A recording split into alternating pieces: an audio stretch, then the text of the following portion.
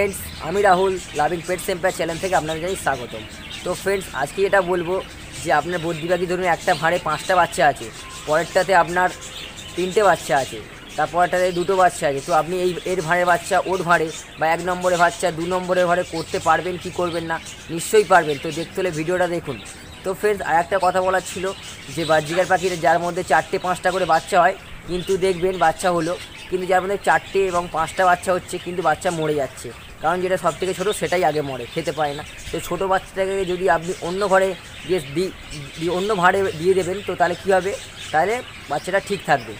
তো ফ্রেন্ড বাচ্চা দিতে গেলে বাচ্চার কোয়ালিটি দরকার, মানে কোয়ালিটি বলতে বাচ্চার যেই ভাঁড়ে দেবেন সেই ভাঁড়ের বা বাচ্চার সাইজ এবং যাকে দেবেন তার সাইজ কিন্তু একই হওয়া দরকার, বা দিনটা বয়সটা একই হওয়া দরকার।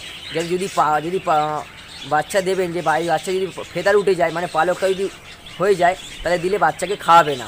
যদি দেবেন একটা কথা মায়ের মনে থাকে, যদি বাচ্চার পালক ফুটে যায় তাহলে অন্য পাখি আর খাওয়াবে না, সে বুঝে যায় যেটা আমার এটা। ফ্রেন্ডস এবার আমি আজকে আবার ভাঁড়গুলো বার করব যার মধ্যে বাচ্চাগুলো আছে।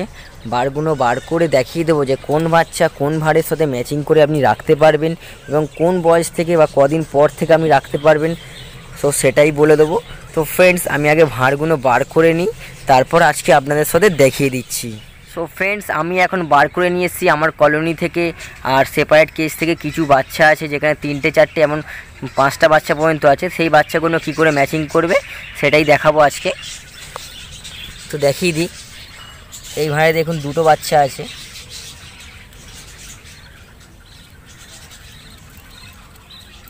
দুটো 3টে কি 4টে বাচ্চা আছে এখানে,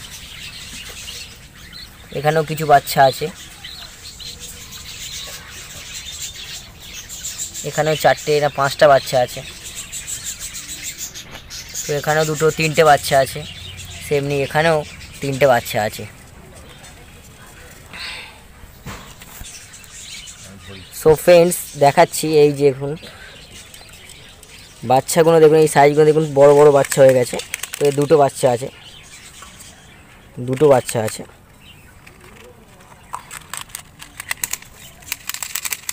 ঠিক তেমনি এখানেও কিছু বাচ্চা আছে, এটা দেখিয়ে দিচ্ছি বার করি। তো ভিডিওটা মনোযোগ দিয়ে দিলে আমি যেগুলো পয়েন্টগুলো বলবো সেগুলো যদি বুঝতে পারেন তাহলেই ভালো বুঝতে পারবেন, আপনার পাখি থাকলেও করতে পারবেন। তো এটা যদি 1 পেয়ার বা 2 পেয়ার থাকে সেটা হবে না। যদি আপনার যদি কলোনি 10 জোড়া এরকম যদি সেপারেট কেস থাকে সেরকম, তাহলে ভিডিওটা ভালো হবে। আর যে বাচ্চাগুলো দেবেন, যেমন ধরুন আপনার দেখাই, এই বাচ্চাগুলো দেখুন যেমন লোম বেরিয়ে গেছে, আর এই বাচ্চারাও তেমনি। এই দিকেটা বার করছি, দেখুন লোম বেরিয়ে গেছে, দেখুন বাচ্চাগুলো লোম বেরিয়ে গেছে। যেমন এইটা বড় বাচ্চা, যদি এর ভাঁড়ে যদি এই বাচ্চাটা আমি দিই তাহলে ওই যে ফিমেল পাখি যেটা খাওয়ায় তাকে একে আর খাওয়াবে না, কারণ এর লোম বেরিয়ে গেছে। দুটো দেখুন পালক বেরিয়ে আছে, পালকগুলো বেরিয়ে যাওয়ার সাথে ওর মাও ছিঁড়ে নিয়েছে যে এইটা ওর বাচ্চা, কিন্তু এটাকে যখন খাওয়াবেন এটা শুকিয়ে মরে যাবে। তো ফ্রেন্ডস সেরকম ঠিক এই রকম দেখুন, এই যে বাচ্চাটা দেখুন লোম বেরোয় না, এই হাতটা দেখাচ্ছি। তো এই বাচ্চাটা যদি আমি এই ভাঁড়ে দিই, যেখানে যদি এইখানে আমরা রাখি, যদি দেখুন লোম বেরিয়ে যায় তাহলে কিন্তু কোনো পাখি কিন্তু খাওয়াবে না। তখন আপনাকে কী করতে হবে, যখন ধরুন কোনো পাখির 5টা বা 6টা বাচ্চা ফুটেছে, ধরুন বাচ্চার লোম বেরিয়ে গেছে বা লোম বলতে এটা পালক বেরিয়ে গেছে, গায়ের রঙটা বোঝা যাচ্ছে, তো সেই রঙ যদি চেঞ্জ করেন তাহলে ওরা খাওয়াবে না। হয়তো 1000-এর মধ্যে 10টা পাখি খাওয়াবে, কিন্তু বেশিরভাগ পাখি না খাবিয়ে মেরে ফেলবে। ঠিক তেমনি যেখানে ছোটো ছোটো বাচ্চা থাকবে লোম বেরোয় না, যেমন এই বাচ্চাটা 5টা বাচ্চা আছে দেখাচ্ছি আমি।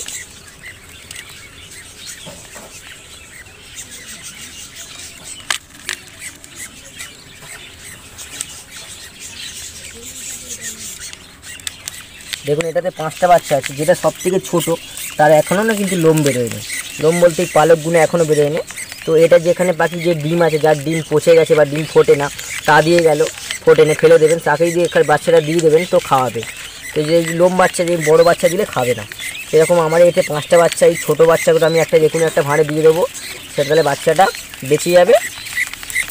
মানে টোটাল কথা হলো, যদি এই যে দেখুন এটা কিন্তু লোম বেরোয় না, যে সাদা সাদা পালক থাকে তাহলে আপনি দিতে পারবেন। এর সাদা সাদা একটা পালক দেখা যাচ্ছে, এই কিন্তু লোম বেরোয় না, কিন্তু আপনি দিতে পারবেন। কিন্তু টোটাল যদি লোমটা বেরিয়ে যায়, যদি এরকম লোমটা বেরিয়ে যায় তাহলে আপনি দিতে পারবেন না।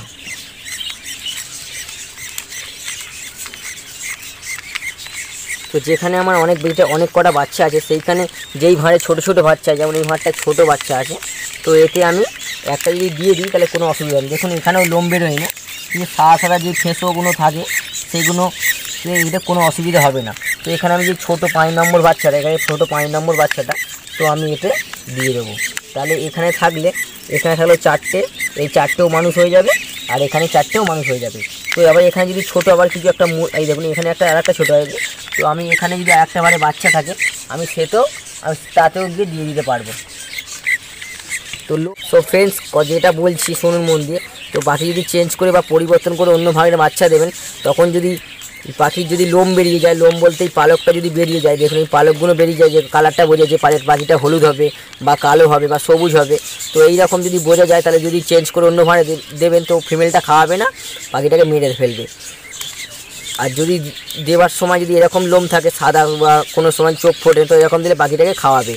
তো আপনারা এরকম করে দেখতে পারেন। আমি আমার এক্সপিরিয়েন্স থেকে বললাম, আমার যেখানে 5টা 6টা বাচ্চা হয়েছে, এখানে কম ভরে বাচ্চা, সেই বাচ্চাটা এর সাথে সেপারেট করে দেবো এই ঘরে, তো বাচ্চাগুলো বেঁচে যাবে আর ফিমেল পাখিটাও ভালোভাবে খাওয়াতে পারবে।